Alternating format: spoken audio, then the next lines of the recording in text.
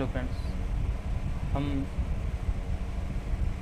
NCERT की series में हम पढ़ेंगे, संपूर्ण एनसीईआरटी पढ़ेंगे। इस सीरीज़ में हम एनसीईआरटी कंप्लीट करेंगे। एनसीईआरटी आपको पता ही है कि एनसीईआरटी जो है यूपीएससी और पीसीएस के लिए मोस्ट है। किसके लिए? यूपीएससी तथा पीएससी, राज्य लोक सेवा और संघ लोक सेवा आयोग, दोनों के लिए मोस्ट है। ये प्री के लिए भी मोस्ट है और मेंस के लिए भी मोस्ट है, दोनों के लिए मोस्ट है ना। तो और जो है एनसीईआरटी हमारा बेस बनाता है। एनसीईआरटी क्या बनाता है? बेस बनाता है ना। ये बेस कंप्लीट करता है, बेस मजबूत करता है, जिससे क्या है कि हम सारे टॉपिक्स कवर कर सकते हैं, याद रख सकते हैं, है ना। तो हम इसको एक एक चैप्टर करके इसको कंप्लीट करेंगे, है ना। और ये कहानी के बेस पर बताया गया है एनसीईआरटी में, जिससे बेटर समझ में आता है ना। तब जैसे यहाँ लिखा है, सूर्यास्त के बाद आकाश को देखना कितना अच्छा लगता है ना। सूर्यास्त को देखने के बाद जब अंधेरा होता है, सूर्यास्त के बाद जो अंधेरा होता है ना, तो उसमें आकाश को देखना अच्छा लगता है। रात के समय में आपको भी पता है ना, आसमान में पहले एक या दो चमकते बिंदु ही दिखते हैं। मतलब जैसे अंधेरा हल्का हल्का सा होता है, उस टाइम पे एक दो तारे इधर उधर हमें दिखते हैं बिंदु समान, है ना। लेकिन बाद में इनकी संख्या बढ़ती जाती है। जैसे 8 बजे, 9 बजे, 10 बजे, 12 बजे, ये 12 बजे देखोगे आप तो काफ़ी मतलब संख्या में तारे बढ़ जाते हैं, है ना, नाइट में। तो बिल्कुल आकाश में चमकता हुआ प्रतीत होता है कि मतलब देखो अलग से ही है बिल्कुल। आप उनकी गणना नहीं कर सकते, तारे का आप गणना नहीं कर सकते। संपूर्ण आकाश छोटी छोटी चमकदार वस्तुओं से भर जाता है। चमकदार वस्तुएं मतलब तारे जो है चमकते हैं रात में, ऐसे प्रतीत होते हैं कि पास में बिल्कुल, है ना, पूरा चमकदार वस्तुओं से भर जाता है, जिनमें से कुछ चमकीले होते हैं एवं कुछ धुंधले। किसी की रोशनी तो तेज होती है और कोई सा तारा धुंधला दिखाई देता है। ऐसा प्रतीत होता है मानो आकाश में हीरे जड़े हो, मतलब हीरे के समान दिखते हैं वो। इनमें से कुछ टिमटिमाते प्रतीत होते हैं, लेकिन अगर आप उनको ध्यान से देखेंगे तो आप पाएंगे कि इनमें से कुछ की टिमटिमाहट अन्य से अलग है। ये बिना किसी टिमटिमाहट के चंद्रमा के समान चमकते हैं, है ना। इन चमकीली वस्तुओं के साथ आप लगभग प्रतिदिन चंद्रमा को भी देखते हैं। यह सॉरी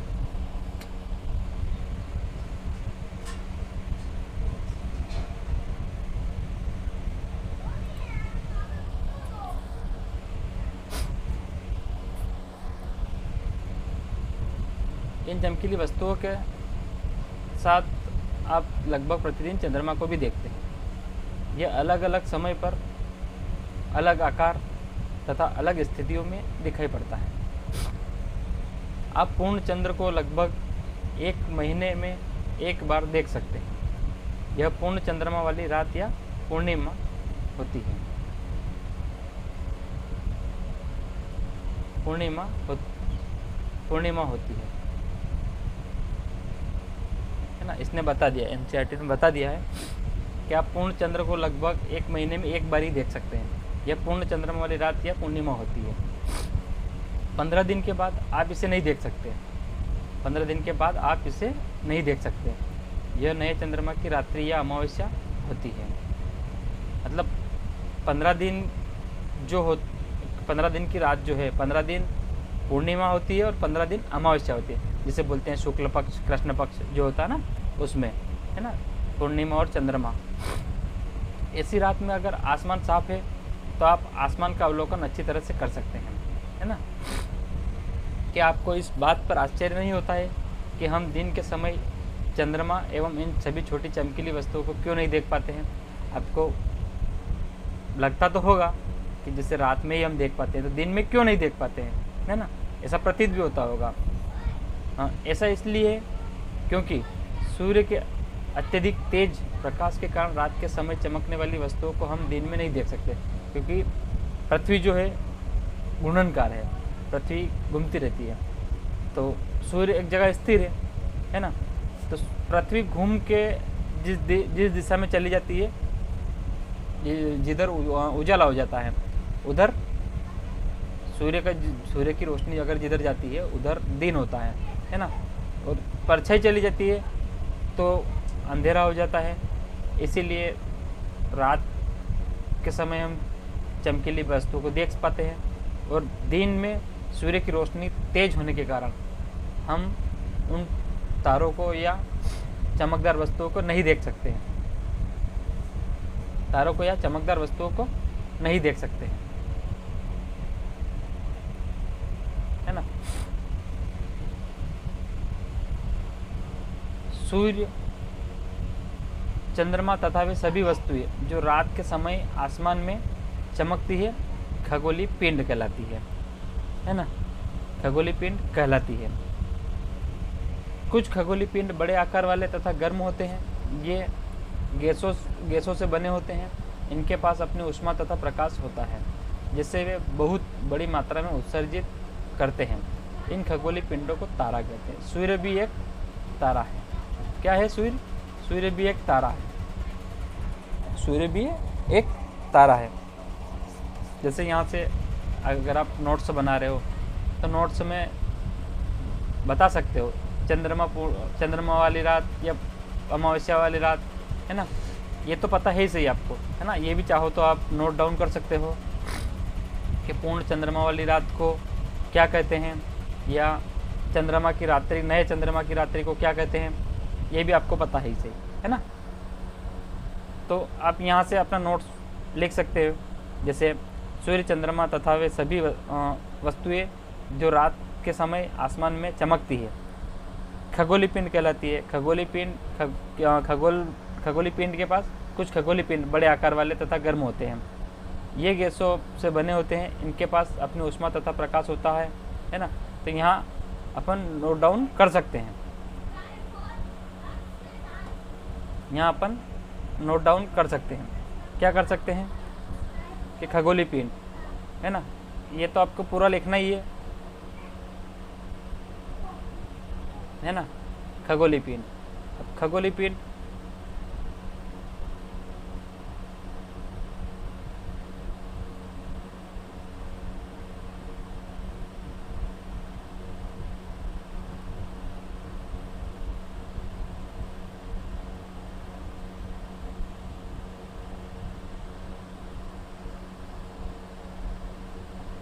खगोलीय पिंड, खगोलीय पिंड। अब खगोलीय पिंड में आप देखेंगे कि इसकी स्वयं की ऊष्मा लिख रखा है इसमें। ये गैसों से बने होते हैं। इनके पास अपनी ऊष्मा तथा प्रकाश होता है, अपनी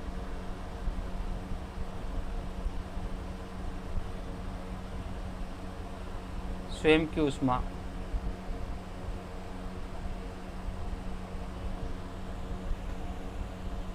तथा प्रकाश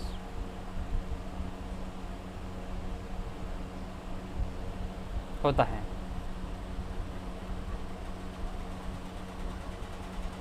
ना, होता है। जैसे ये भी देखो, खगोलीय पिंडों को तारा कहते हैं, है ना। तो जैसे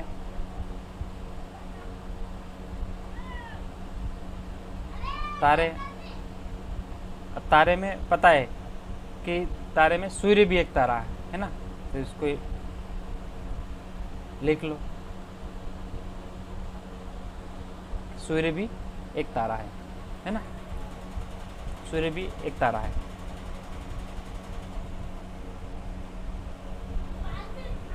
सूर्य भी एक तारा है। अब जैसे इसमें बता रखा है कि रात के समय चमकते हुए अनगिनत तारे सूर्य के समान ही है, लेकिन हमसे बहुत अधिक दूरी होने के कारण हम लोग उनकी ऊष्मा या प्रकाश को महसूस नहीं करते। तथा वे अत्यंत छोटे दिखाई पड़ते हैं। तथा वे अत्यंत छोटे दिखाई पड़ते हैं। आपने अवश्य ध्यान दिया होगा कि कुछ दूरी से देखने पर सभी वस्तुएं छोटी दिखाई पड़ती है ना। कुछ दूरी पे सभी वस्तुएं छोटी दिखाई पड़ती है, क्योंकि आसमान बहुत ऊंचा है। तो यहाँ से नीचे से अपन पृथ्वी से देखेंगे तो तारे जो है छोटे दिखाई पड़ते हैं, लेकिन ये वास्तविकता में ऐसा नहीं है, बहुत बड़े हैं। अत्यधिक ऊंचाई पर उड़ रहा हवाई जहाज कितना छोटा दिखाई देता है। जैसे उसने एग्जाम्पल भी दे दिया है ना। एनसीईआरटी वालों ने क्या करा है कि एग्जाम्पल भी दे दिया है कि समझाने के लिए कि उसको कैसे समझा जाए। जैसे अधिक ऊंचाई पर उड़ रहा हवाई जहाज कितना छोटा दिखाई देता है। हवाई जहाज भी अगर आसमान में उड़ रहा है तो वो भी हमें छोटा दिखाई देता है। रात्रि में आसमान की ओर देखते समय आप तारों के विभिन्न समूहों द्वारा बनाई गई विविध आकृतियों को देख सकते हैं। जैसे आप यहाँ देख सकते हैं अलग अलग आकृति रात में दिखाई देती है तारों की समूह की। कहाँ 5 तारे, कहाँ 6 तारे, कहाँ तारों का झुंड होता है ना। कहीं तारों में स्पेस होती है, जगह होती है ना। दूर दूर तारे दिखाई देते हैं, है ना। तारों के विभिन्न समूह द्वारा बनाई गई विविध आकृतियों को देख सकते हैं। ये नक्षत्र मंडल कहलाते हैं। क्या कहलाते हैं? ये नक्षत्र मंडल कहलाते हैं, है ना। ये नक्षत्र मंडल कहलाते हैं। अर्सा मेजर या बिग बियर, अर्सा मेजर या बिग बियर इसी प्रकार का एक नक्षत्र मंडल है ना। यहाँ से भी आप नोट्स लिख सकते हो, है ना, अपने नोट्स में।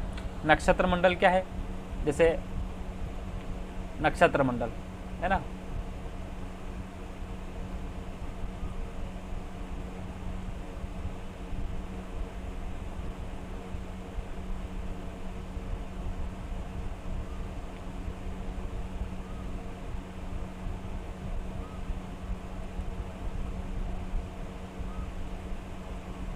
नक्षत्र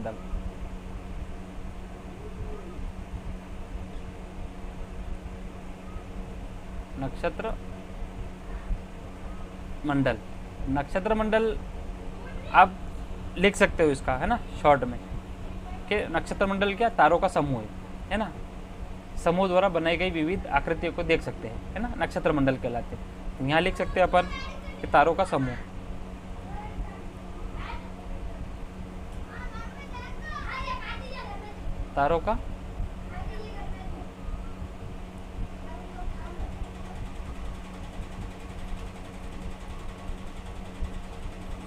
तारों का समूह, है ना। एग्जाम्पल, इसका उदाहरण भी दे सकते हैं। जैसे उदाहरण के लिए उसने दे रखा है अर्सा मेजर और बिग बियर, है ना। अर्सा मेजर और बिग बियर उसने दे रखा है, तो लिख लो अर्सा मेजर या बिग बियर।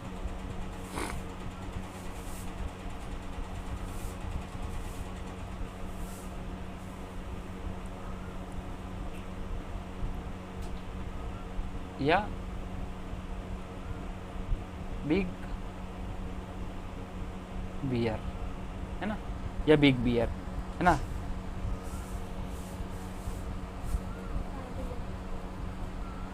अब इसमें ये भी दे रखा है, क्या दे रखा है कि इसी प्रकार का एक नक्षत्र मंडल है।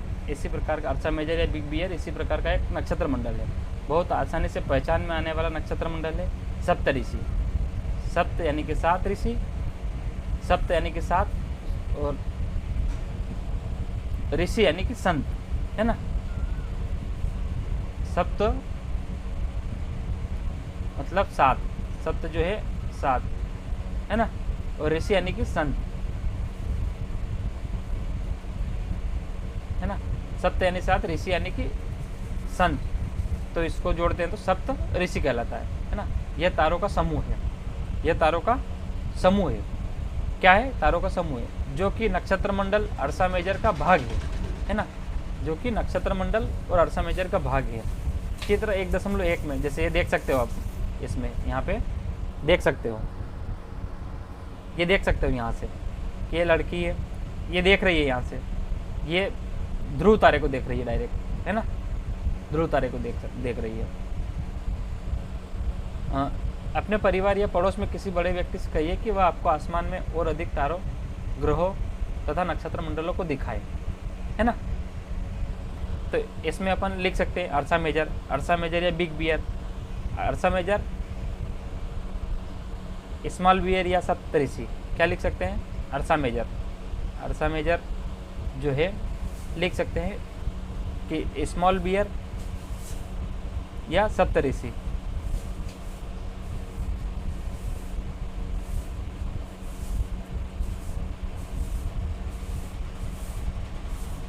स्मॉल बियर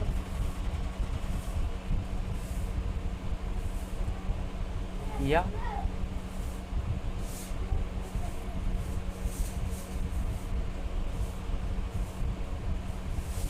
सप्तऋषि, है ना।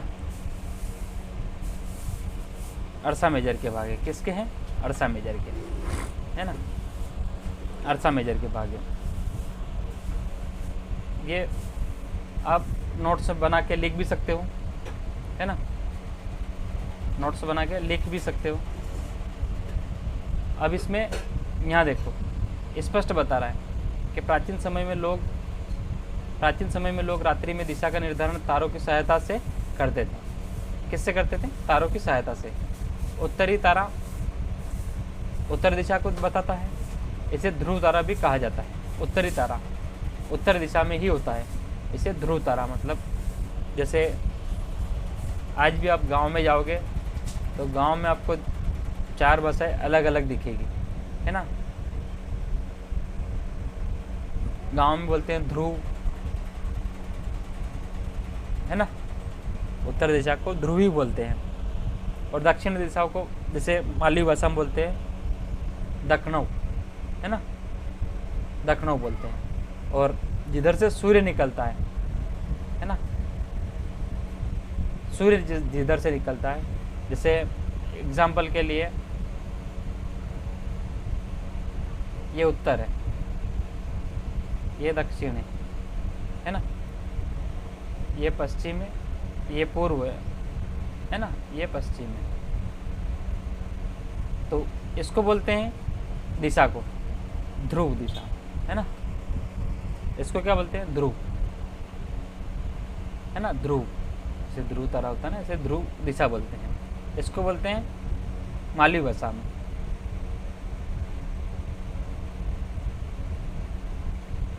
दक्षिणव, है ना, दक्षिणव। अब पूर्व है, पूर्व को मालवी भाषा में बोलते हैं उगमना। तो जिधर से सूर्य निकलता है ना उसको बोलते हैं उगमना मालवी भाषा में, है ना। पश्चिम, अब पश्चिम को बोलते हैं सूर्य जिधर अस्त होता है ना।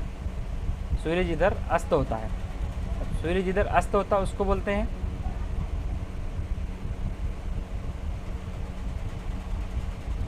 आतमना। क्या बोलते हैं? आतमना, सूर्य अस्त, है ना। इधर सूर्य निकलना,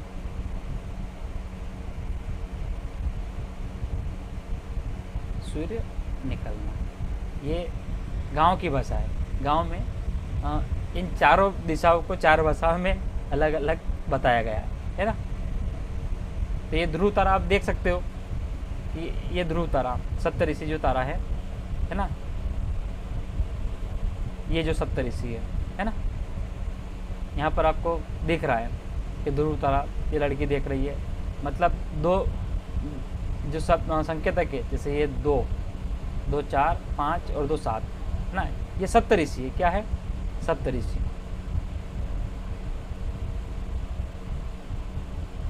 सप्तऋषि और ये ध्रुव तारा है। यहाँ पर, यहाँ से देख रही है डायरेक्ट। ये दोनों तारों को सेंटर बना के ये यहाँ से देख रही है डायरेक्ट, है ना। तो ये ध्रुव तारा, ये उत्तर दिशा को दिखाता है। ये अगर देख रहे हैं उत्तर, तो उधर जो लेफ्ट हैंड है ना, जो उसका लेफ्ट हैंड है, ये लेफ्ट और ये राइट। तो लेफ्ट हैंड पश्चिम में आएगा, है ना। ये राइट आएगा जस्ट पूर्व में, और जो इसकी पीठ आएगी ये आएगा दक्षिण में। किधर आएगा? ये दक्षिण में, है ना, ये दक्षिण में आएगा डायरेक्ट। तो इससे आप अपनी दिशा निर्धारित कर सकते हैं, है ना, अपनी दिशा निर्धारित कर सकते हैं। अगर कहीं अपन गुम हो गए, अपने पास कुछ दिशा संकेतक दिशा सूचक यंत्र नहीं है ना, तो ऐसे अपन निकल के आ सकते हैं, अपने को पता नहीं है तो, है ना। इसे ध्रुव तारा भी कहा जाता है। यह आसमान में हमेशा एक ही स्थान पर रहता है, ये एक ही स्थान पर रहता है, आसमान में हमेशा एक ही स्थान पर रहता है ना। हम सप्तऋषि की सहायता से ध्रुव तारे की स्थिति को जान सकते हैं, सप्तऋषि की सहायता से, है ना। क्या बताया इसने, सप्तऋषि की सहायता से। आप डायरेक्ट ध्रुव तारे को नहीं देख सकते हो, है ना, आपको पता ही नहीं चलेगा ध्रुव तारा कैसे है, कहाँ पर है, ये डायरेक्ट पता नहीं चलेगा। आप सप्तऋषि की सहायता से ही देख सकते हो। आपको दिखेगा कि 5 तारे ऐसे हैं, 2 तारे ऐसे हैं, और डायरेक्ट तीसरा तारा वही आ रहा है ना, स्थिति को जान सकते हैं। आप देखेंगे कि यदि सप्तऋषि मंडल के संकेतक तारों को आपस में मिलाते हुए एक काल्पनिक रेखा खींची जाए, जैसे उन्होंने काल्पनिक रेखा खींची है, ये जो काल्पनिक रेखा है, ये जो है काल्पनिक रेखा खींची है यहाँ से डायरेक्ट काल्पनिक, तो ये ध्रुव तारा देख रहा है इसमें, है ना, खींची जाए एवं उसे खींची जाए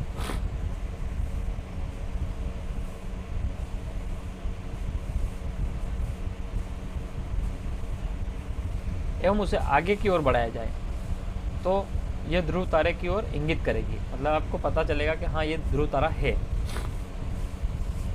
कुछ खगोलीय पिंडों में अपना प्रकाश एवं ऊष्मा नहीं होती है, वे तारों के प्रकाश से प्रकाशित होते हैं। ऐसे पिंड ग्रह कहलाते हैं, है ना। जैसे ध्रुव तारा का आपने लिखा नहीं लिखा आपने, है ना। अब जैसे शॉर्ट अपने नोट्स में यहाँ एंट्री करो, नोट्स बनाओ कि ध्रुव तारा,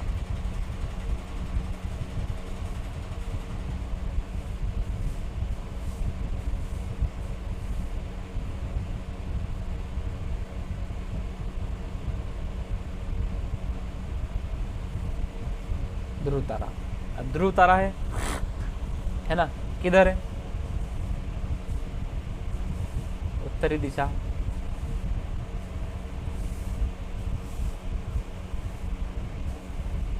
है ना, उत्तरी दिशा स्थायी है, उत्तर दिशा, है ना, स्थायी है। किसकी सहायता से देख सकते हैं, किसकी सहायता से देख सकते हैं, तो सप्तऋषि की सहायता से।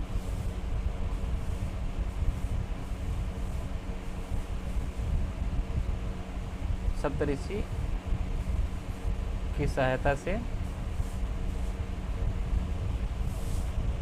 ध्रुव तारे की स्थिति जान सकते हैं, ध्रुव तारे की स्थिति जान सकते हैं, जान सकते हैं ना, जान सकते हैं।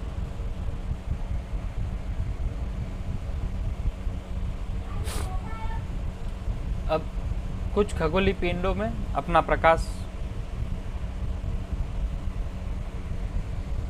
एवं ऊष्मा नहीं होती है, वे तारों के प्रकाश से प्रकाशित होते हैं। कुछ खगोलीय पिंड क्या है, खगोलीय पिंडों में, है ना, तारों में प्रकाश से प्रकाशित होते हैं, तारों के प्रकाश से प्रकाशित होते हैं, तारों की सहायता से, है ना, तारों में जो प्रकाश होता है उससे प्रकाशित होते हैं। ऐसे पिंड ग्रह कहलाते हैं। क्या कहलाते हैं, ग्रह कहलाते हैं। ग्रह जिसे अंग्रेजी में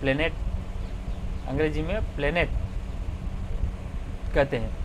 ग्रीक भाषा के प्लेनेट शब्द जो है ग्रीक भाषा के प्लेनेटाई शब्द से बना है। कैसे बना है, प्लेनेटाई शब्द से, जिसका अर्थ होता है परिभ्रमक, अर्थात चारों ओर घूमने वाले। पृथ्वी जिस पर हम रहते हैं एक ग्रह है।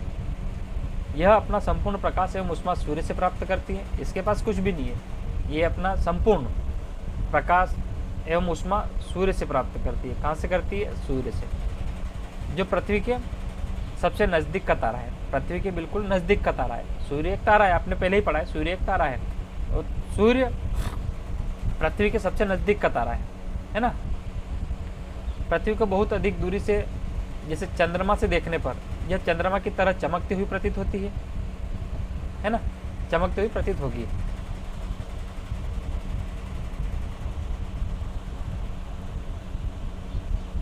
अभी यहाँ पर भी अपन नोट डाउन कर सकते हैं। क्या नोट डाउन कर सकते हैं? यहाँ पर भी अपन नोट डाउन कर सकते हैं।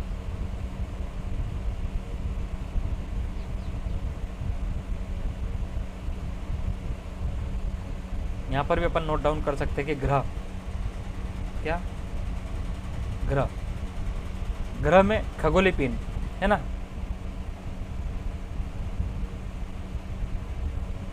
खगोलीय पिंड जिनमें ग्रह क्या है? खगोलीय पिंड, खगोलीय पिंड जिनमें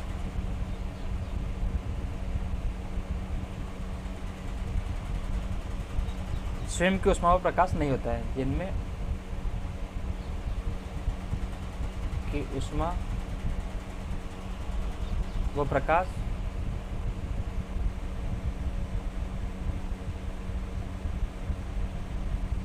नहीं होता है। ये अपने नोट्स में लिख सकते हो ना, जरूरी नहीं है कि आप मेरे हिसाब से लिखो, आप आपके हिसाब से जो आपको उचित लगे, जहाँ से आपको लगता है कि यहाँ से शॉर्टकट कैसे लिखना है तो वो आप लिख सकते हो ना, इसने पहले ही बता रखा है।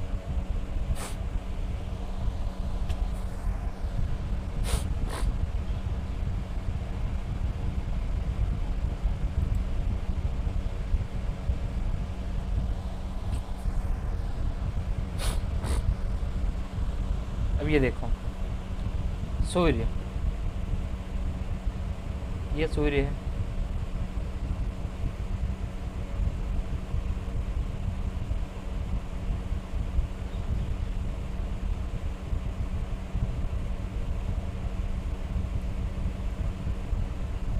ये क्या है?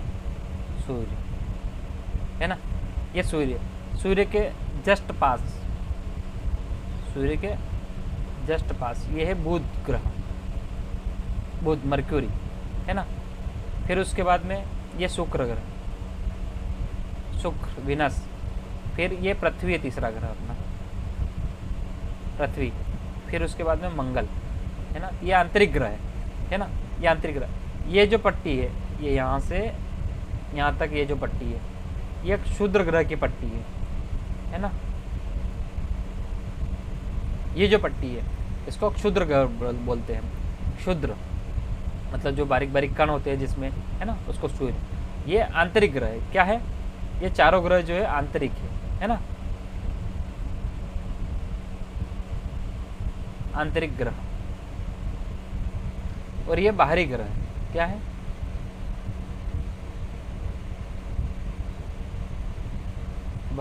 बाहरी ग्रह। ये बृहस्पति है ना, जुपिटर, ये शनि है ना, ये शनि, ये यूरेनस है ना, ये नेपच्यून। देख सकते हो आप, 4 ग्रह बाहर है और 4 ग्रह अंदर है ना, ये 8 ग्रह है ना। एक और ग्रह था जो अब पढ़ोगे आगे, जिसको बोना ग्रह कहा जाता है ना, प्लूटो। ये पढ़ोगे आप। जैसे ये जो पृथ्वी है, जैसे सूर्य है, सूर्य के जस्ट पास में बुध है,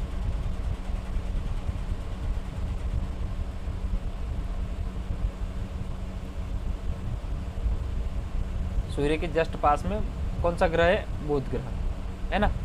तो इसमें बता रखा है कि सूर्य के चारों ओर एक परिक्रमण, मतलब ये सूर्य के चारों ओर एक परिक्रमण करता है। एक परिक्रमण 88 दिन में करता है। कितने दिन में? 88 दिन में, 88 दिन में है ना, 88 दिन में। अपने अक्ष पर घूर्णन 59 दिन में है ना। ये पूरा ये करता है, कितने दिन में घूमता है? 88 दिन में, 88। और ये यहाँ यहीं पर जैसे ये खुद भी घूमता है, ये जो घूमता है ना ये 59 दिन में अपने अक्ष पर, मतलब स्वयं एक ही जगह पर स्थायी घूमना है। जैसे ये बिंदु ये ऑटोमेटिक यहीं पर घूम रहा है जैसे, है ना। और ये एक ऐसे घूमता है चारों ओर, तो इसको घूर्णन बोलते हैं, क्या परिक्रमण, है ना। ये परिक्रमण है ना। ये क्या हो गया,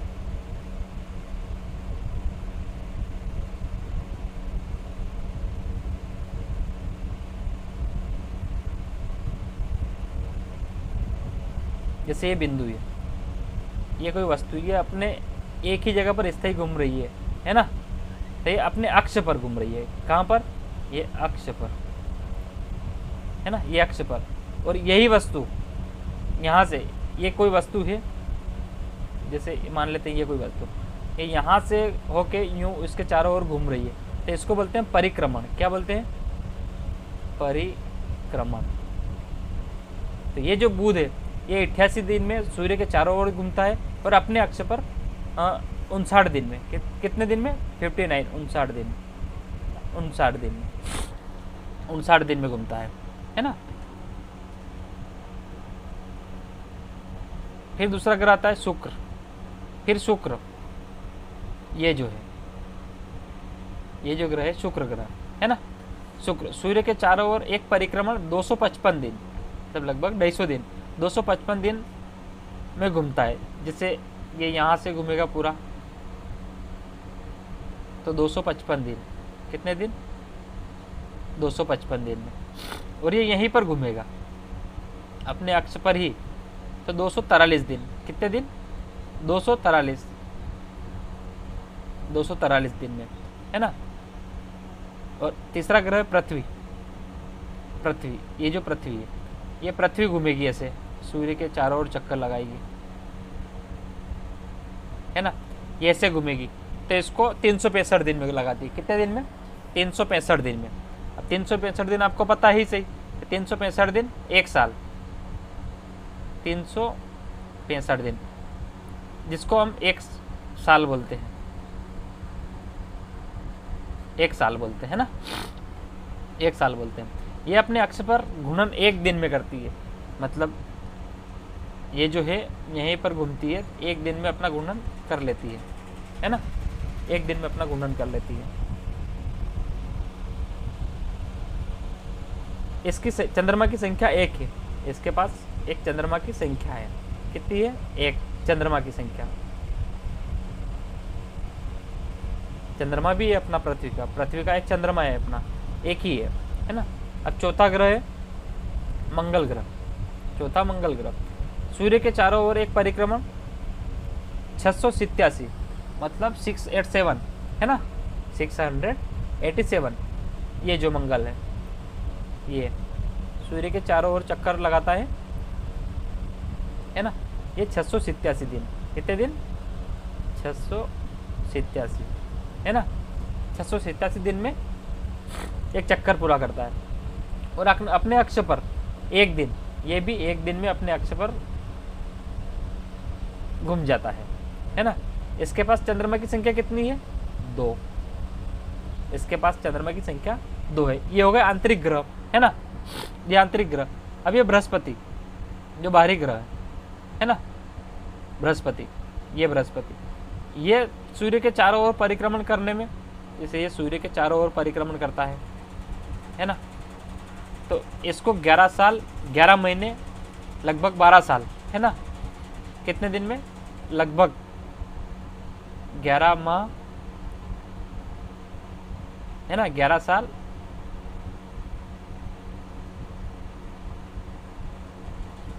11 साल और 11 माह, लगभग 12 साल, है ना।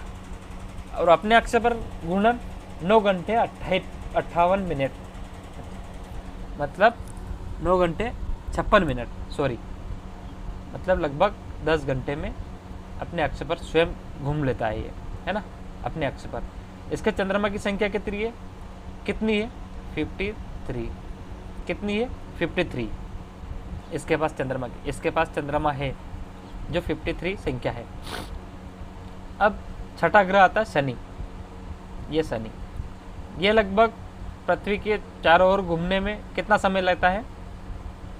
ये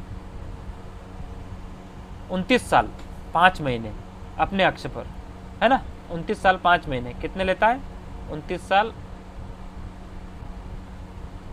5 महीने 5 माह। और अपने अक्ष पर कितने दिन में घूम लेता है ये? 10 घंटे 40 मिनट। कितनी स्पीड है इसकी? 10 घंटे 40 मिनट, मतलब लगभग 11 घंटे, है ना। इसके पास चंद्रमा की संख्या 53 है, इसके पास भी बराबर है ना। इसके पास भी चंद्रमा की संख्या 53 है ना। अब सातवां है यूरेनस। सूर्य के चारों ओर चक्कर लगाता है। ये भी सूर्य के चारों ओर चक्कर लगाता है ना। सूर्य के चारों ओर चक्कर लगाता है। कितने दिन में लगाता है? 84 साल, है ना। कितने साल में? 84 साल, 84 साल, है ना। और अपने अक्ष पर कितने दिन में घूम लेता है? 17 घंटे 14 मिनट। कितने दिन में? 17 घंटे 14 मिनट में, है ना। और इसके पास चंद्रमा की संख्या 27 है। कितनी है? 27। अब बचा लास्ट में नेपच्यून। तो सूर्य के चारों ओर एक परिक्रमण 164 साल। कितने? 164 साल, जो सूर्य के चारों ओर चक्कर लगाता है 164 साल में। कितने में? 164 साल, 164 साल में, है ना। वहीं अपने अक्ष पर घूमने में मतलब 16 घंटे 7 मिनट। कितने? यहीं पे घूमता है तो 16 घंटे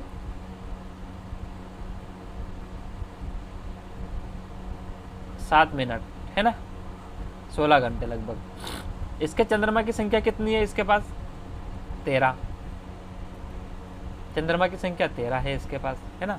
तो ये जो ग्रह है 4, है ना, ये जो 4 ग्रह है इनको बोलते हैं अपन आंतरिक ग्रह। और ये जो ग्रह है यहाँ से यहाँ तक इनको बोलते हैं बाहरी ग्रह, है ना। बाहरी ग्रह इनको बोलते हैं बाहरी ग्रह।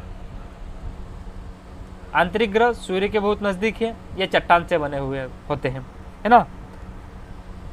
और बाहरी ग्रह सूर्य के बहुत दूर है, सूर्य से बहुत दूर है तथा बहुत बड़े आकार के हैं। ये गैस तरल पदार्थों से बने होते हैं, है ना। तो इसमें अपन लिख सकते हैं, है ना। इसमें लिख सकते हैं अपन कि बुध, शुक्र, पृथ्वी, मंगल, है ना। मंगल, ये 4 ग्रह हैं जो सूर्य के नजदीक है। सूर्य के नजदीक, है ना। सूर्य के नजदीक है, सूर्य के नजदीक है।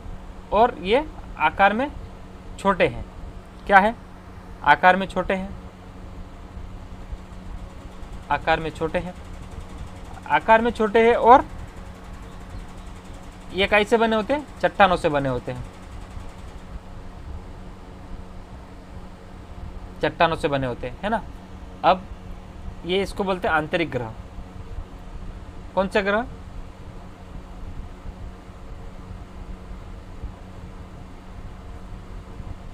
आंतरिक ग्रह। ये चारों आंतरिक ग्रह है ना।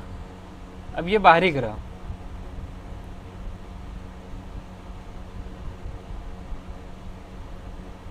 बाहरी ग्रह, है ना। इसमें है बृहस्पति, शनि, यूरेनस और नेपच्यून, है ना।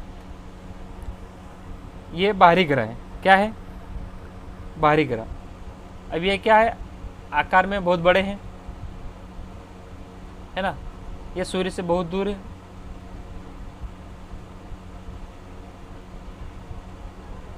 बहुत दूर है ना। सूर्य से बहुत दूर है, आकार में बड़े हैं, है ना, आकार में बड़े हैं। उसके बाद एक गैस और तरल पदार्थों से बने हैं, है ना। गैस और तरल पदार्थों से, मतलब गैसी व तरल लिख सकते हैं। गैस और तरल पदार्थों से बने होते हैं, है ना। ये अपने नोट्स में बनाते जाना।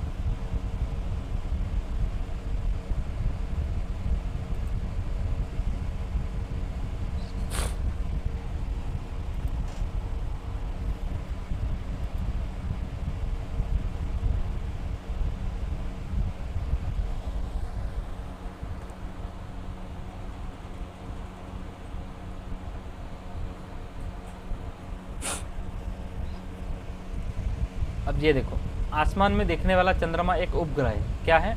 एक उपग्रह है। आसमान में देखने वाला चंद्रमा एक उपग्रह है। यह हमारी पृथ्वी का सहचर है तथा इसके चारों ओर चक्कर लगाता है। मतलब ये जो सूर्य है, ये जो सूर्य है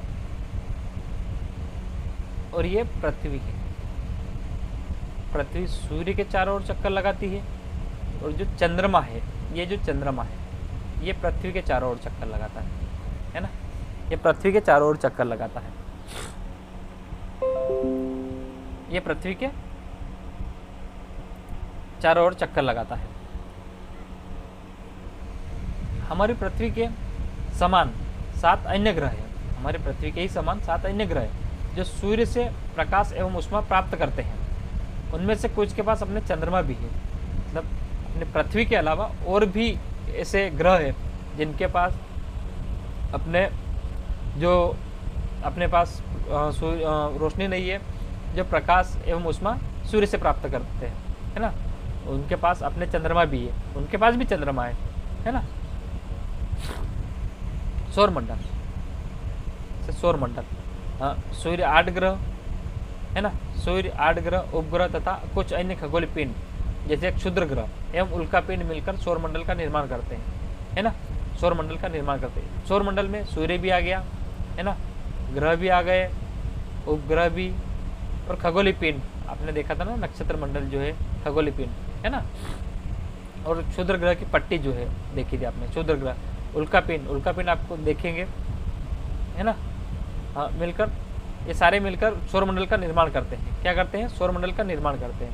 उसे हम सौर परिवार का नाम देते हैं। क्या देते हैं? सौर परिवार।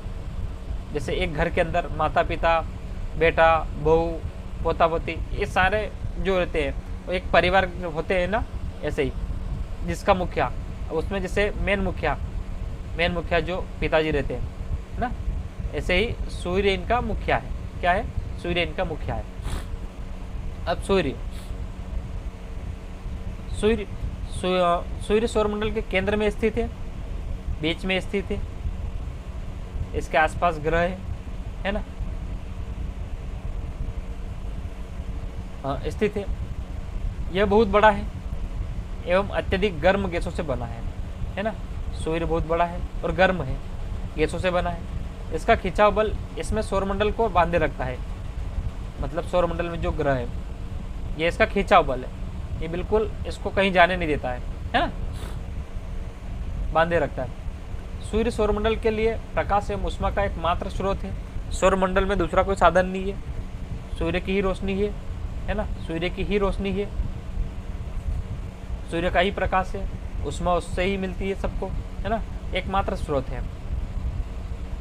लेकिन हम इसके अत्यधिक तेज ऊष्मा को महसूस नहीं करते हैं, क्योंकि सबसे नज़दीक का तारा होने के बावजूद यह हमसे बहुत दूर है। पृथ्वी के पास ही है, मतलब सूर्य के पास में ही पृथ्वी है, लेकिन ये फिर भी बहुत दूर है।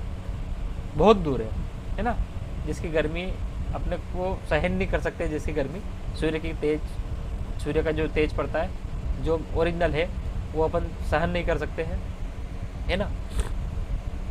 बहुत दूर है सूर्य, पृथ्वी से लगभग 15 करोड़ किलोमीटर दूर है। 15 करोड़ किलोमीटर, ये देखो 15 करोड़, और वो भी किलोमीटर दूर है ना ग्रह। हमारे सौरमंडल में 8 ग्रह है, आपने अभी जस्ट देखा ही है ना, कि बुध है ना, बुध, शुक्र, पृथ्वी है ना, मंगल है ना, मंगल, फिर बृहस्पति है ना, उसके बाद में शनि, यूरेनस और नेपच्यून, जिनको शॉर्ट फॉर्म में ऐसे पढ़ा जा सकता है, जैसे my very efficient mother just served us nuts. ये शॉर्टकट, ग्रहों के शॉर्टकट नाम बना लिए, जैसे आप कुछ भी बना सकते हो याद रखने के लिए, है ना। सूर्य से उनकी दूरी के अनुसार अंग्रेजी में ग्रहों के नाम याद रखने का आसान तरीका है, आपको जो उचित लगे। यहाँ कुछ भी आप किसी का, अपने फ्रेंड सर्कल का नाम लिख सकते हो, छोटा बड़ा जो भी घर में परिवार है उनके नाम रख सकते हो, है ना, उसके हिसाब से, है ना। सौरमंडल के सभी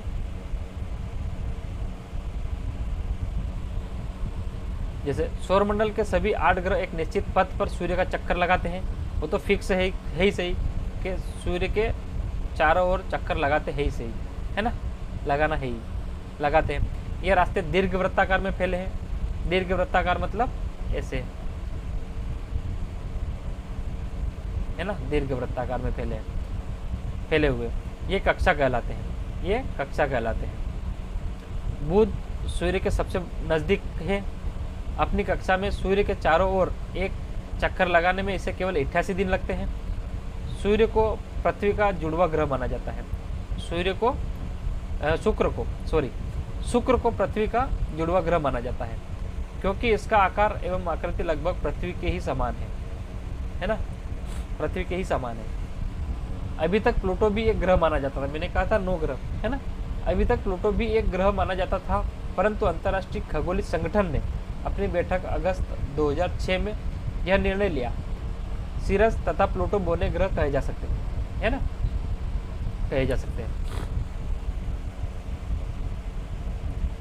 जैसे ये जो है ना, ये जो बॉक्स है, इनको पढ़ना बहुत जरूरी है, बहुत जरूरी है। जैसे पौराणिक रोमन कहानियों में सोल सूर्य देवता को कहा जाता है। सौर शब्द का अर्थ है सूर्य से संबंधित, इसीलिए सूर्य के परिवार को सौरमंडल, सोलर सिस्टम कहा जाता है ना।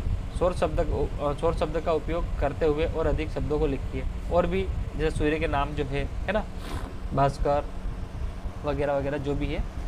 देखो शब्द की उत्पत्ति, इसमें शब्द की उत्पत्ति, ऐसे बहुत से शब्द जिनका उपयोग हम एक भाषा में करते हैं, अक्सर वे दूसरी भाषाओं से लिए गए शब्द हो सकते हैं। उदाहरण के लिए ज्योग्राफी एक अंग्रेजी शब्द है। यह ग्रीक भाषा से लिया गया शब्द है, जिसका अर्थ है पृथ्वी का विवरण।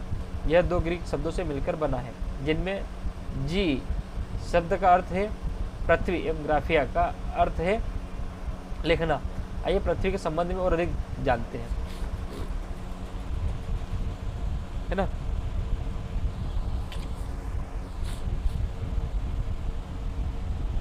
जैसे इसमें अब जो नोट्स बना रहे हो, है ना, तो नज़दीक का तारा कौन सा होगा, अधिक दूरी का तारा कौन सा होगा, अधिक दिन वाला जैसे चक्कर लगाता है वो कौन सा है ना। तो वो भी नोट आप कर लेना। जो ग्रह है ना, जो ग्रह सूर्य से जितना नजदीक होगा,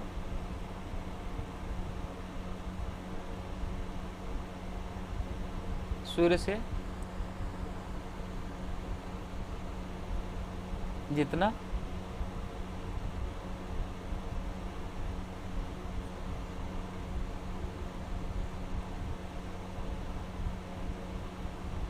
सूर्य से जितना नजदीक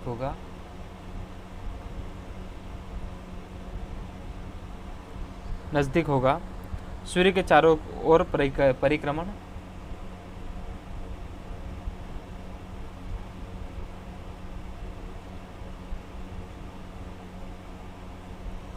चारों ओर परिक्रमण,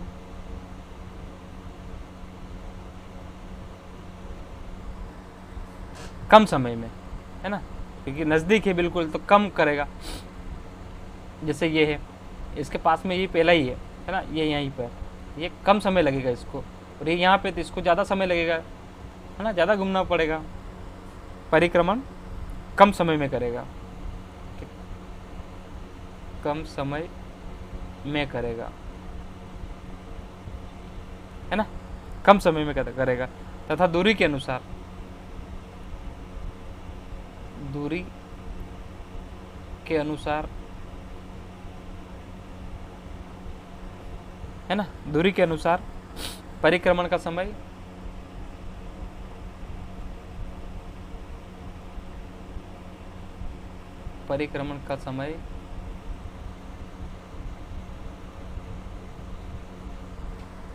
भी बढ़ता जाएगा, समय भी बढ़ जाएगा।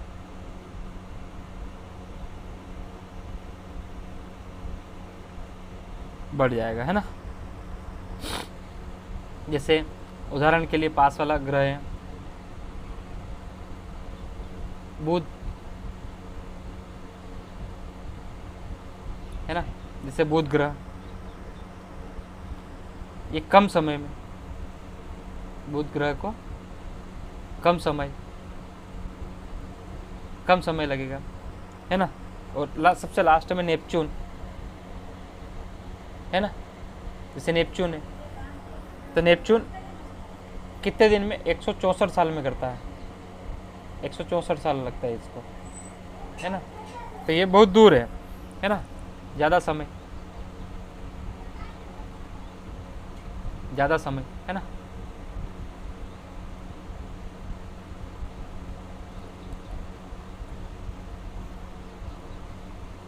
है ना, ज़्यादा समय लगेगा इसको, है ना, ज़्यादा समय, इसको ज़्यादा समय लगेगा। ये कितने, इसको 88 दिन लगते हैं, 88 दिन, इसको 164 साल, है ना। फिर दूसरा है कि सर्वाधिक उपग्रह किसके पास है ना। सर्वाधिक उपग्रह मतलब चंद्रमा,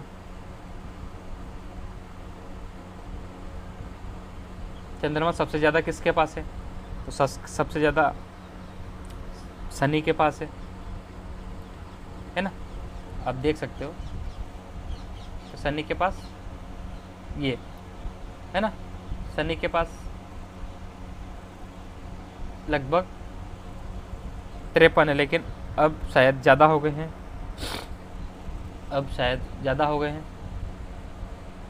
है ना। शनि के पास 82 है ना। बृहस्पति के पास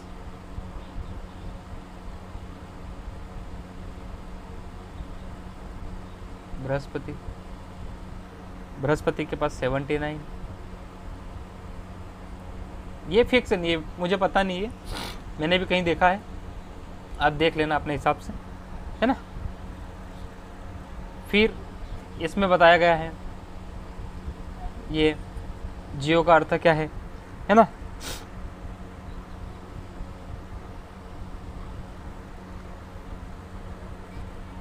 जियो का अर्थ क्या है, इसमें बताया गया है कि जियो मतलब, है ना,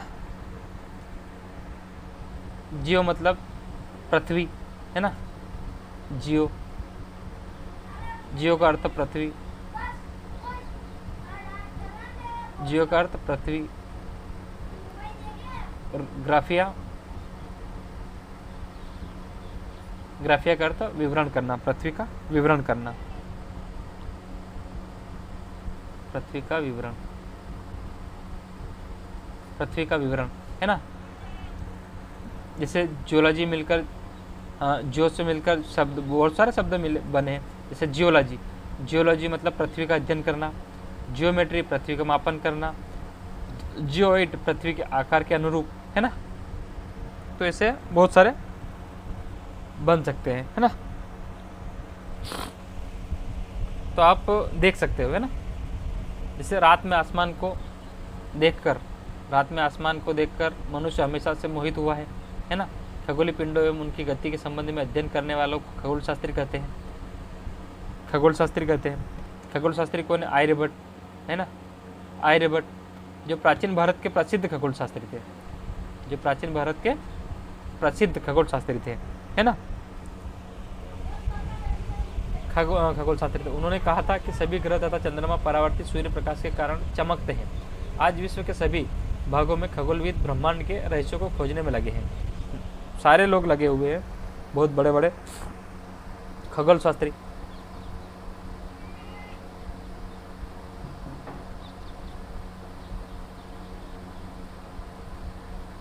खगोल शास्त्री लिख सकते हो आर्यभट्ट, है ना, आर्यभट्ट। अब शुक्र,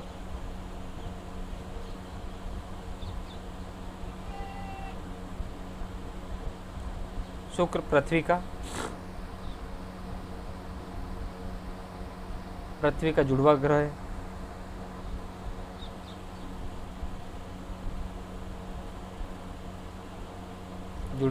है। है ना, क्योंकि इसकी स्थिति और आकृति पूरा पृथ्वी के समान है।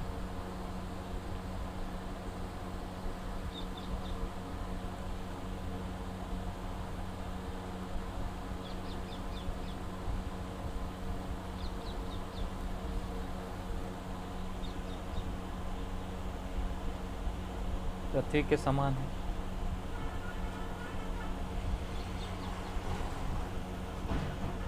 आकार व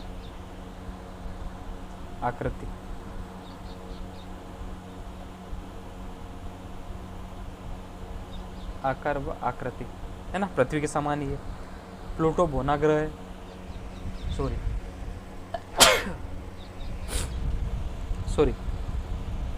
अब जैसे प्लूटो बोना ग्रह,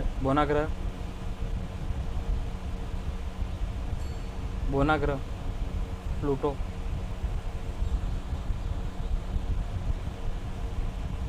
है ना। इसको भी नोट डाउन करना बहुत जरूरी है। किसने माना है? अंतर्राष्ट्रीय खगोल संगठन ने।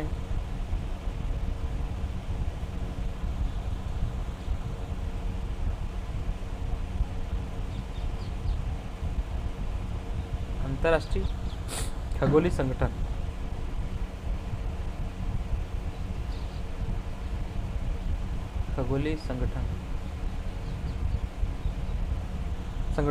ने इसे ग्रह की श्रेणी से बाहर कर दिया।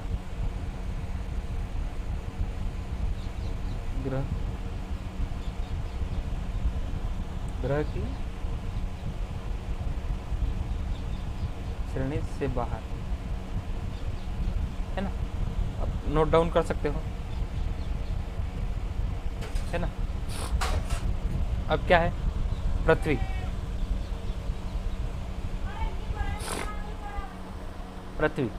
है ना, ये जिस पर हम रहते हैं। सूर्य से दूरी के हिसाब से पृथ्वी तीसरा ग्रह है। सूर्य से दूरी के हिसाब से पृथ्वी तीसरा ग्रह है। आकार में यह पांचवा सबसे बड़ा ग्रह है। यह ध्रुवों के पास थोड़ी चपटी है। यही कारण है कि इसके आकार को भूआब कहा जाता है। भूआब का अर्थ है पृथ्वी के समान आकार, है ना। भूआब का अर्थ है पृथ्वी के समान आकार, है ना।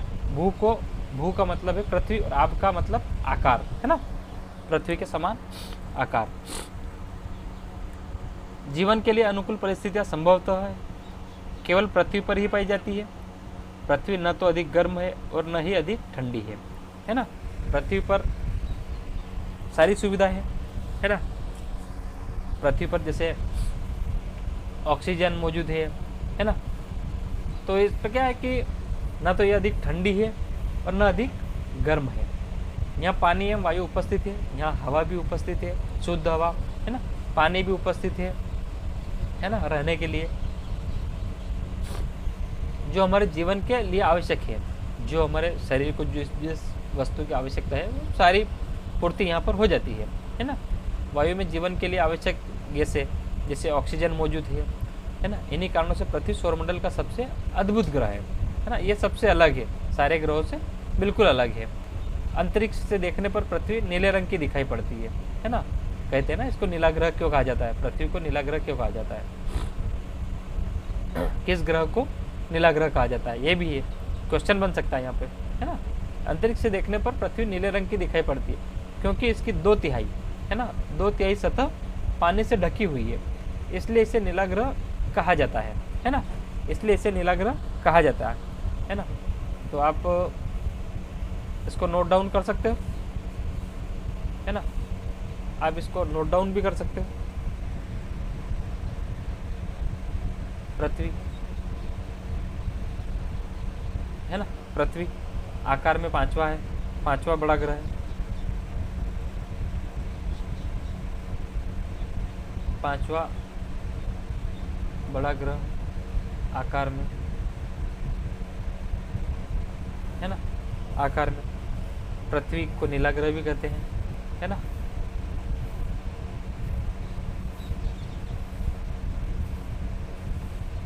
नीला ग्रह क्यों है कि ये बता रखा है इसने, है ना। पृथ्वी नीला ग्रह क्यों है, अंतरिक्ष से देखने पर 2/3 इसकी 2/3 सतह पर पानी है। कितनी है, कितनी सतह पर, 2/3 सतह पर पानी, 2/3 सतह पर पानी, है ना। फिर इसको भूभाग भी कहा जाता है। पृथ्वी को क्या कहा जाता है, भूभाग, है ना। इसके आकार कैसा है, भूभाग, इसके आकार को भूभाग कहा जाता है ना। ये बता रखा है यहाँ पे, इसके आकार को भूभाग कहा जाता है, भूभाग, है ना, भूभाग कहा जाता है। भूभाग मतलब जियोइड, है ना, जियोइड, जियोइड मतलब भूभाग। आपने अभी जस्ट उधर देखा ही है अगले चैप्टर में, है ना। एक उपग्रह इसका चंद्रमा, है ना, चंद्रमा इसका एक उपग्रह है।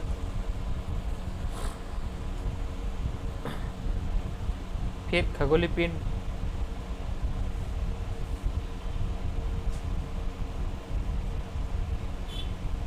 खगोलीय पिंड जो ग्रहों के चारों ओर चक्कर लगाता है,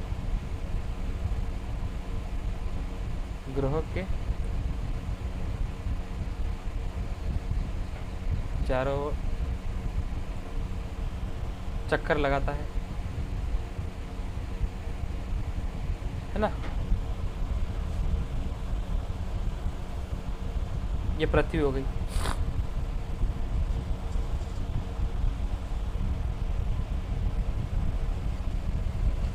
अब ये देखो,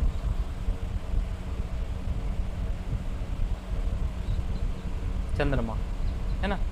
हमारी पृथ्वी के पास केवल एक उपग्रह है ना, जो अपने अभी नोट डाउन करा, एक उपग्रह है चंद्रमा। इसका व्यास पृथ्वी के व्यास का केवल 1/4 है ना। यह इतना बड़ा इसलिए प्रतीत होता है क्योंकि यह हमारे ग्रह से अन्य खगोलीय पिंडों की अपेक्षा नज़दीक है ना। अन्य खगोलीय पिंडों की अपेक्षा नज़दीक है। यह हमसे लगभग 3,84,400 किलोमीटर दूर है। अब आप पृथ्वी से सूर्य एवं चंद्रमा की दूरी की तुलना कर सकते हैं, है ना। जैसे इसमें ये जो बॉक्स में दे रखे, ये जो है ना बॉक्स में, इनको पढ़ना बहुत ही ज़रूरी है। ये मोस्ट है, ये मोस्ट है, मोस्ट, इनको पढ़ना बहुत ज़रूरी है। इन्हीं से प्रश्न बनते हैं। जैसे क्या आप जानते हैं प्रकाश की गति लगभग 3 लाख किलोमीटर प्रति घंटे, नहीं प्रति सेकेंड, है ना, प्रति सेकेंड। इस गति के बावजूद सूर्य के प्रकाश को पृथ्वी तक पहुंचने में लगभग 8 मिनट का समय लगता है। कितना? 8 मिनट का समय। कहाँ पर? पृथ्वी पर पहुंचने में। क्या? सूर्य का प्रकाश, है ना, सूर्य का प्रकाश पहुंचने में पृथ्वी तक 8 मिनट लगते हैं, है ना, जबकि 3 लाख किलोमीटर प्रति सेकंड की स्पीड है उसकी, है ना। फिर नील आर्मस्ट्रांग पहले व्यक्ति थे जिन्होंने 21 जुलाई 1969 को सबसे पहले चंद्रमा की सतह पर कदम रखा था। ये पहले व्यक्ति थे जो गए थे, है ना।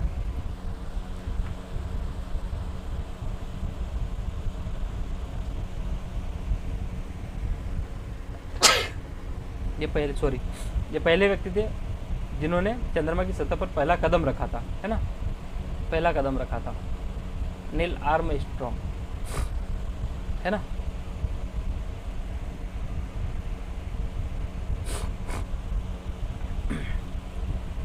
अभी ये बता रखा, उपग्रह एक खगोलीय पिंड है जो ग्रहों के चारों ओर उसी प्रकार चक्कर लगाता है जिस प्रकार ग्रह सूर्य के चारों ओर चक्कर लगाते हैं। मानव निर्मित उपग्रह एक कृत्रिम पिंड, ये उपग्रह जो है मानव निर्मित है। ये क्या? मानव निर्मित है ना। यह वैज्ञानिकों के द्वारा बनाया गया है जिसका उपयोग ब्रह्मांड के बारे में जानकारी प्राप्त करना, मतलब ब्रह्मांड में क्या हो रहा है, क्या नहीं हो रहा है, ये मानव निर्मित है।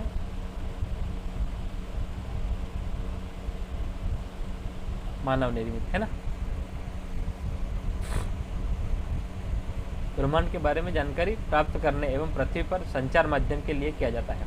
इसे रॉकेट के द्वारा अंतरिक्ष में भेजा जाता है एवं पृथ्वी की कक्षा में स्थापित कर दिया जाता है। अंतरिक्ष में उपस्थित कुछ भारतीय उपग्रह इनसेट, IRS, एडुसेट इत्यादि है ना, जिससे वहाँ पे ऑलरेडी उपग्रह इनसेट जो है, IRS,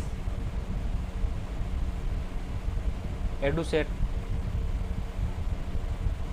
है ना, इत्यादि पहले से मौजूद है ना, मतलब भेज रखे हैं भारतीयों ने,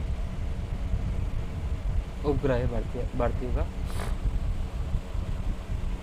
जैसे ये बता रखा, जीव एवं पौधों को जीवित रहने तथा विकास के लिए किन तत्वों की आवश्यकता होती है। ये प्रश्न बन गया यहाँ से, है ना, जो प्री के फैक्टर्स के हिसाब से भी और मेंस के लिए भी है ना। चंद्रमा पृथ्वी का एक चक्कर लगभग 27 दिन में पूरा करता है। ये भी नोट डाउन आप कर सकते हो, है ना, पूरा करता है। लगभग इतने ही समय में यह अपने अक्ष पर एक चक्कर भी पूरा करता है। ये नोट डाउन कर सकते हो यहाँ से। इतने ही समय में यह अपने अक्ष पर एक चक्कर भी पूरा करता है। ये नोट डाउन आप कर सकते हो, है ना। इसके परिणाम स्वरूप पृथ्वी हमें चंद्रमा का केवल एक ही भाग दिखाई पड़ता है ना। पृथ्वी से हमें चंद्रमा का केवल एक ही भाग दिखाई पड़ता है। यहाँ तक नोट डाउन कर लो आप, है ना। मोस्ट है यहाँ से, है ना, आपके नोट्स में लिख सकते हो। चंद्रमा की परिस्थितियाँ जीवन के लिए अनुकूल नहीं है ना। यहाँ न पानी है न वायु। इसकी सतह पर पर्वत, मैदान एवं गड्ढे हैं जो चंद्रमा की सतह पर छाया बनाते हैं। पूर्णिमा के दिन चंद्रमा पर इनकी छाया को देखा जा सकता है ना। पूर्णिमा के दिन, जैसे पूर्णिमा होती है उस दिन आप देख सकते हो। क्षुद्र ग्रह, ये जो क्षुद्र ग्रह है ना, ये क्षुद्र ग्रह। तारों, ग्रहों एवं उपग्रहों के अतिरिक्त असंख्य छोटे पिंड भी सूर्य के चारों ओर चक्कर लगाते हैं। ये क्षुद्र ग्रह जो पट्टी देखी थी ना, उस पट्टी में भी ये भी सूर्य के चारों ओर चक्कर लगाते हैं, डायरेक्ट घूमते रहते हैं। आंतरिक ग्रह के बाद में जो पट्टी आपने देखी थी, है ना, पट्टी आंतरिक ग्रह के बाद में जो देखी थी वो क्षुद्र ग्रह की पट्टी है ना। चक्कर लगाते हैं, ये भी चक्कर लगाते हैं। इन पिंडों को क्षुद्र ग्रह कहते हैं, है ना। तो ये भी आप नोट डाउन कर सकते हैं कि अपने नोट्स में लिख सकते हो कि क्षुद्र ग्रह असंख्य छोटे पिंड होते हैं, है ना। क्षुद्र ग्रह असंख्य छोटे पिंड भी सूर्य के चारों ओर चक्कर लगाते हैं, है ना। जो मंगल और बृहस्पति, है ना, जो मंगल ग्रह है और बृहस्पति ग्रह है, जो इनके बीच में ये पट्टी जो है क्षुद्र ग्रह की, ये जो है बेल्ट जो है ना, मध्य में है, इन दोनों के मध्य में है। ये भी आप ये मंगल एवं बृहस्पति की कक्षाओं के बीच में पाए जाते हैं, है ना, बीच में पाए जाते हैं। वैज्ञानिकों के अनुसार क्षुद्र ग्रह के ही भाग होते हैं जो कि बहुत वर्ष पहले विस्फोट के बाद ग्रहों से टूटकर अलग हो गए। मतलब ग्रहों के ही भाग है, क्षुद्र ग्रह जो अलग से नहीं आए, वहाँ पर जो ग्रह है उनसे टूट गए। मतलब वैज्ञानिकों के अनुसार उनका कहना है कि जो कि बहुत वर्ष पहले विस्फोट के बाद ग्रहों से टूटकर अलग हो गए, तो वहीं पर घूम रहे हैं। कहाँ पर? वहीं पर घूम रहे हैं, है ना। उल्कापिंड,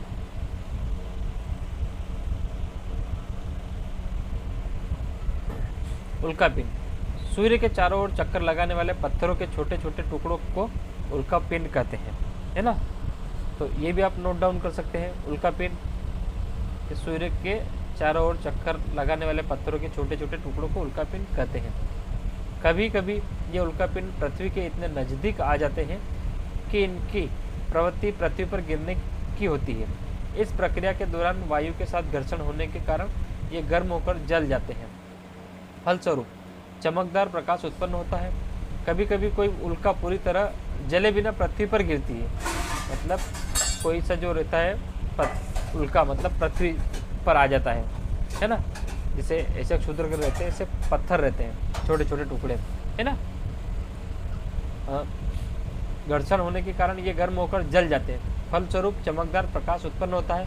कभी कभी कोई उल्का पूरी तरह जले बिना पृथ्वी पर गिरती है, जिससे धरातल पर गड्ढे बन जाते हैं, है ना, गड्ढे बन जाते हैं। क्या आपने तारों वाले खुले आकाश में एक ओर से दूसरी ओर तक फैली थोड़ी सफ़ेद पट्टी की तरह एक चमकदार रास्ते को देखा है?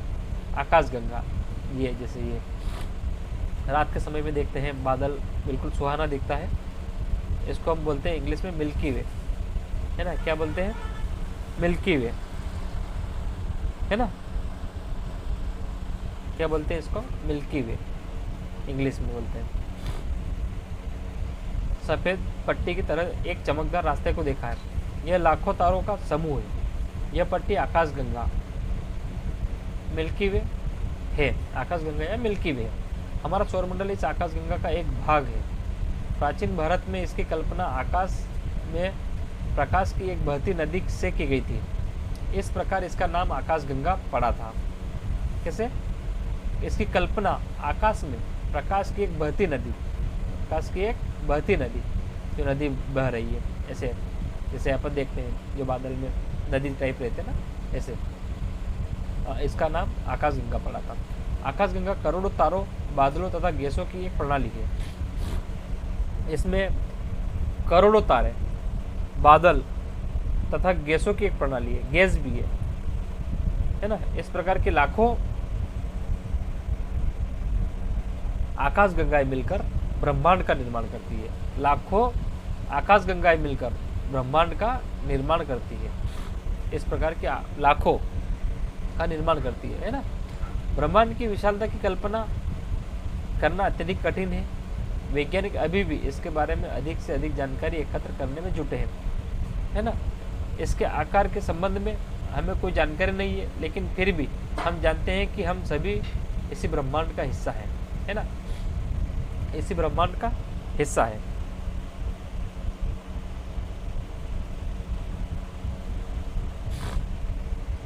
जैसे आपने नोट डाउन करा ही है ना, नोट डाउन करा है तो आप कर लो। चलो नोट डाउन में करवा देता हूँ आपको कि चंद्रमा है ना,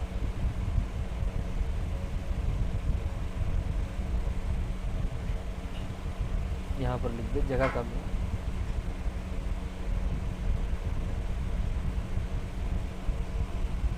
चंद्रमा पृथ्वी का एक चक्कर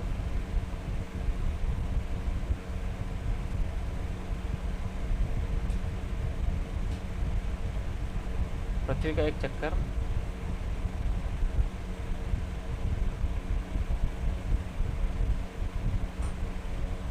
पृथ्वी का एक चक्कर लगभग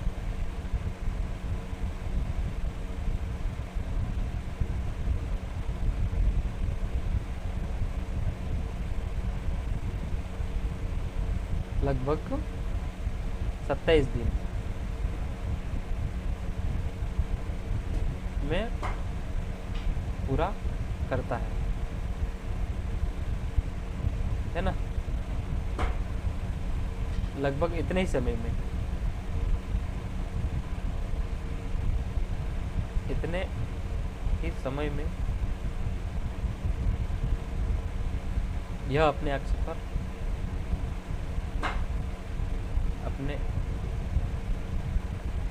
पर एक चक्कर भी पूरा करता है।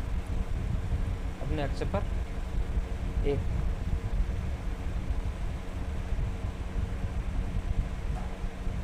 चक्कर भी पूरा करता है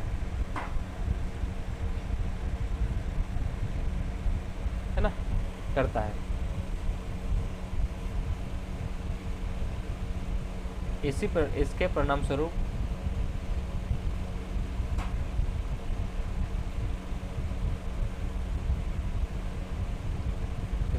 स्वरूप पृथ्वी से हमें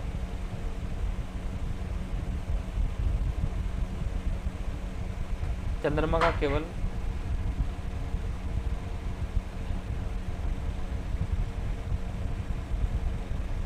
एक ही भाग दिखाई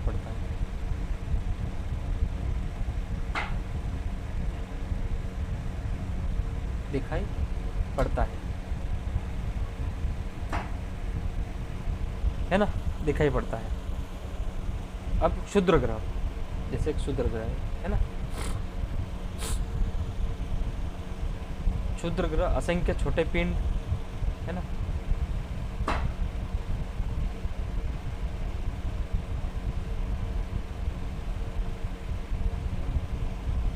असंख्य छोटे पिंड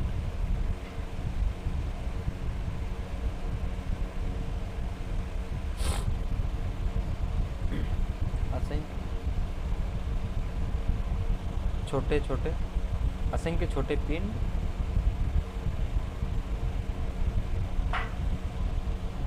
जो सूर्य के चारों ओर चक्कर लगाते हैं,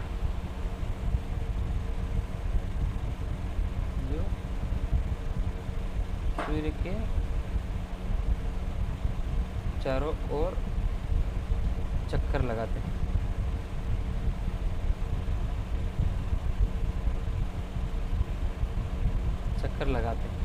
है ना।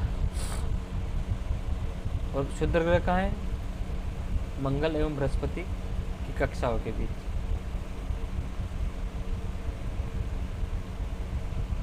मंगल एवं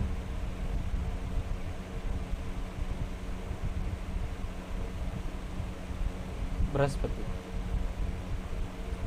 मंगल एवं बृहस्पति की कक्षाओं के बीच,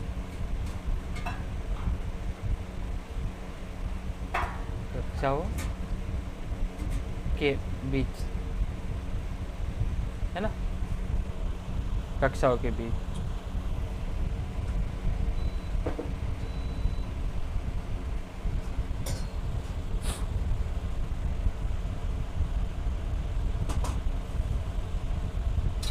फिर उल्का पिंड आपने देखा ही है ना, उल्का पिंड आपने देखा है कि उल्का पिंड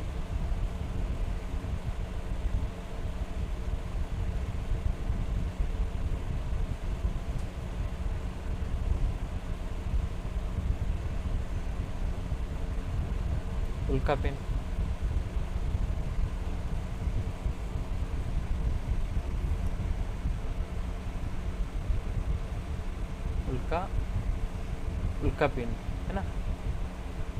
उल्का पिंड पत्थरों के छोटे छोटे टुकड़े है ना, क्या है? पत्थरों के छोटे छोटे टुकड़े है ना, टुकड़े सूर्य के चारों ओर, सूर्य के चारों ओर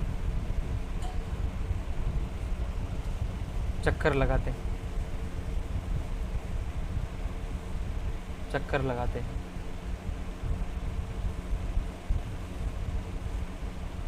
है ना, चारों ओर चक्कर लगाते हैं।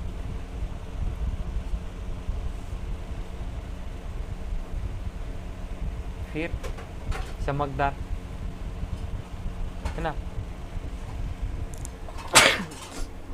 सॉरी,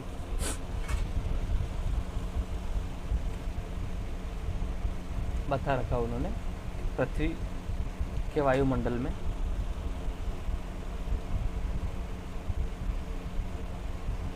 पृथ्वी के वायुमंडल में घर्षण के कारण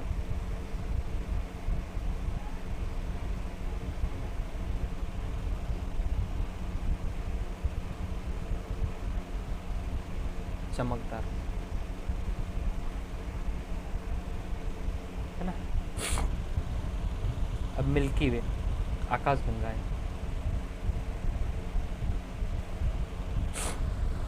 आकाशगंगा,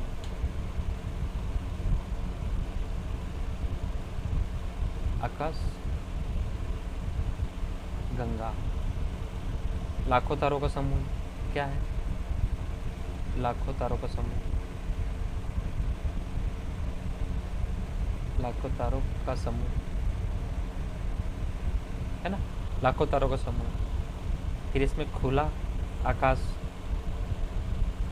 क्या है? खुला आकाश, खुला आकाश, सफ़ेद चौड़ी पट्टी, जैसे ये देख रहे हैं अपन, है ना, सफ़ेद चौड़ी पट्टी, सफ़ेद चौड़ी पट्टी,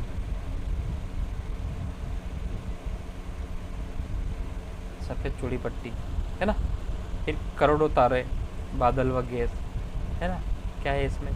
करोड़ों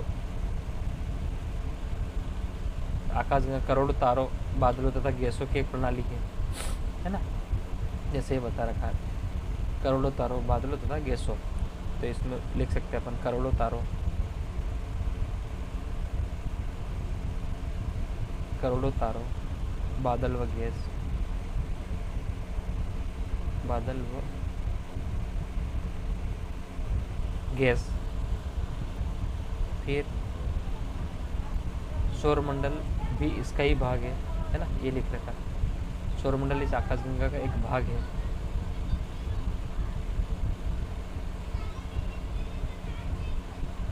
सौरमंडल इसी का एक भाग है, इसी का भाग है। और लाखों आकाशगंगाएं मिलकर लाखों तारों का समूह, है ना, वो तो हो गया। लाखों आकाशगंगाएं मिलकर ब्रह्मांड, है ना, जैसे ये बता रखा है इन्होंने कि लाखों, ये इस प्रकार की लाखों आकाशगंगाएं मिलकर ब्रह्मांड का निर्माण करती है। तो भी इसमें आप लिख सकते हो आप कि लाखों आकाशगंगाएं मिलकर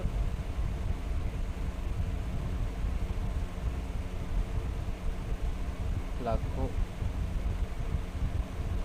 आकाश गंगा मिलकर ब्रह्मांड का निर्माण करती है, ब्रह्मांड का निर्माण करती है ना, ब्रह्मांड का निर्माण करती है ना।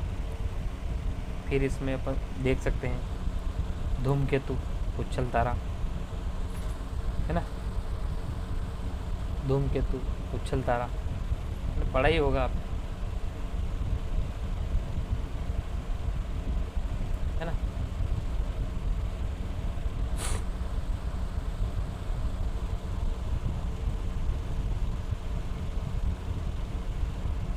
धूमकेतु,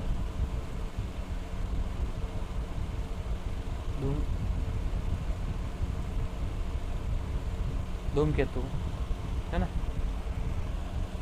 इसको पुच्छल तारा कहते हैं। क्या कहते हैं? पुच्छल तारा, है ना। छोटा पिंड,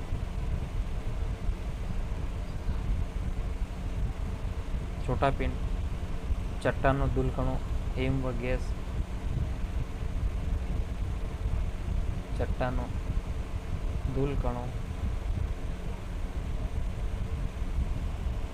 हिम व गैसों का बना होता है। हिम व गैसों का बना होता है। ये कूपर बेल्ट नेपच्यून से बाहर, जो नेपच्यून से बाहर बाहरी क्षेत्र है ना, ये कूपर बेल्ट में पाया जाता है।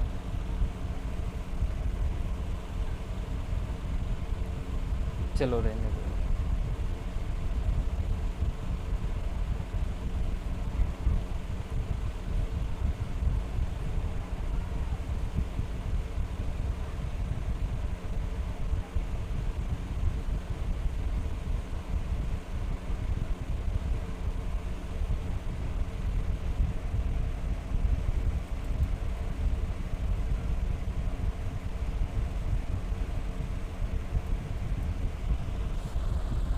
है ना। इसके साथ में आप पिछले साल के प्रश्न पेपर भी देख लेना कि इसमें से कैसे क्या आया था, क्या नहीं आया था, है ना। आप देख सकते हो उसमें, है ना। अब हम इस सेशन को यहीं पर समाप्त करते हैं। कल इसका अगला चैप्टर पढ़ेंगे। कल हम पढ़ेंगे इसका अगला चैप्टर,